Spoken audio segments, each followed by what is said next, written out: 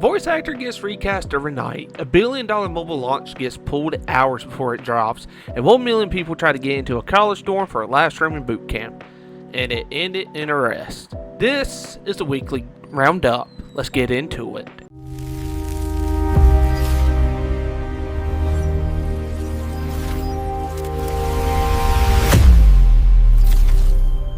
First up, huge shakeup from one of the biggest video game adaptations in the works. Hurst, the actor cast as Kratos in Prime Video's live-action God of War series, has been recast after suffering a serious onset injury. Here's what happened. Back in June, while filming a stunt for the show, Hurst tore his bicep, an injury serious enough to require surgery. He since had the operation and is recovering, but the typical timeline for that kind of repair is 4 to 6 months, and full strength might not return for up to a year. That would have pushed production into 2027, and the studios, Sony Pictures Television, and Amazon MGM weren't willing to wait that long. And this is the part that stings. 4 full episodes had already been shot with Hurst in the role. All 4 are now getting reshot with a new Kratos. Production had been on hiatus since the injury and is now expected to resume filming in Vancouver around mid-October. Hurst has reportedly packed on 40 pounds of muscle for the physically demanding role, and he's no stranger to the God of War universe, as he voiced Thor in God of War Ragnarok. No word yet on who's stepping into the armor next, but given the show's 2-season commitment, expect a casting announcement sooner rather than later. Next, Call of Duty fans, this is the one you've been waiting for. Modern Warfare 4 Alpha footage is out in the wild, and early impressions are rolling in fast. And as this video goes out, Fanatics Fest will be coming to a close, which is where the Modern Warfare 4 Alpha is taking place. Players who got hands-on time are pointing to tighter gunplay, refined movement tech, and a heads-up display that feels like a genuine step from last year's iteration. Nothing's confirmed as final. Alphas exist to get broken, but the early read from the community is cautiously optimistic. If you played the alpha, drop your first impressions in the comments. I want to know if this is shaping up to be a comeback title or another wait for the full release situation. From what I've seen and what I've heard, Infinity Ward is actively listening and actively doing updates as we speak. I've seen 2 updates roll out for the alpha. So if they can keep this going for full release and into post content, then we might be cooking. Sticking with Call of Duty, Black Ops 1 and Black Ops 2 just got a surprise shadow drop on PS4 and PS5, and the community is losing it in the best way. No big marketing push, no countdown clock, as I mentioned in last week's episode. Just straight up appeared on the store for a lot of you. These 2 games are the golden era of Call of Duty multiplayer and zombies. So getting them native on current gen consoles without emulation workaround is a genuinely big deal. Updates and patches are still rolling out post-launch, so expect stability fixes in the coming weeks. Now here's a story that's bigger than gaming. It's about the entire streaming industry. Poland has officially passed legislation banning what lawmakers are calling, quote, trash streaming, end quote. And creators found breaking the new law are facing up to 5 years in prison. The law targets extreme, degrading, or exploitative content pushed purely for engagement and donations. The kind of stunt streaming that's caused real-world harm in the past, this puts Poland at the front of a growing wave of countries looking to legally regulate streamer behavior and not just platform moderation. Whether you think this is government overreach or a necessary correction, it's a sign that streaming is being treated less like a Wild West hobby and more like a broadcast media, with broadcast level consequences. And here's my thoughts on that. I think to a certain extent, yes, the government should step in, because I've seen so many creators and streamers from around various parts of the world who actively puts themselves in harm's way just to get a sub or 2, get a donation, get a follow, or whatever it may be. And not only are they putting themselves in harm's way, but they're putting others at risk as well, based on what they are doing.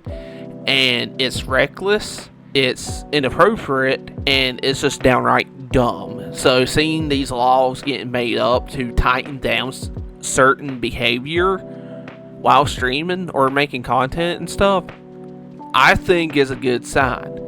Now, depending on what country you live in and if they adopt a law like that or not and how they go about doing it, that remains to be seen. Huge news for Fallout fans. Bethesda has officially confirmed that Obsidian Entertainment, the studio behind Fallout New Vegas, is developing a brand new standalone Fallout game. But that's not all.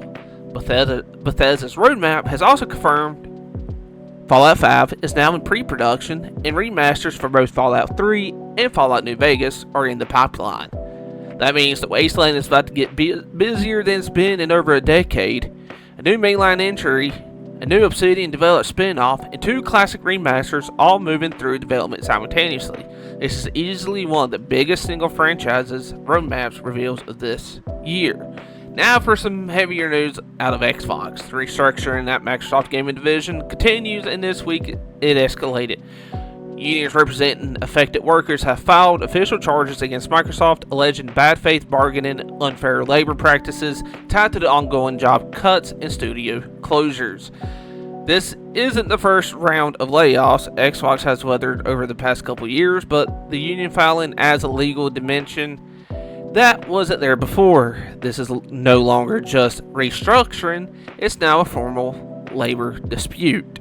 We'll be watching to see whether the filing forces any transparency around how these decisions are being made internally. In a stunner out of Square Enix, the global launch of Final Fantasy XIV's mobile port has officially been cancelled, and it happened right before the game even had the chance to officially debut.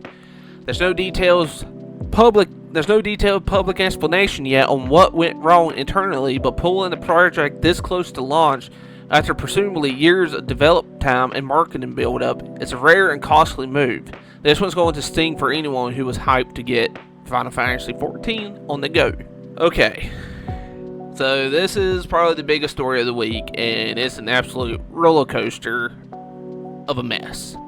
Kai Cenat is back from his streaming hiatus, and he came back swinging with Streamer University 2026.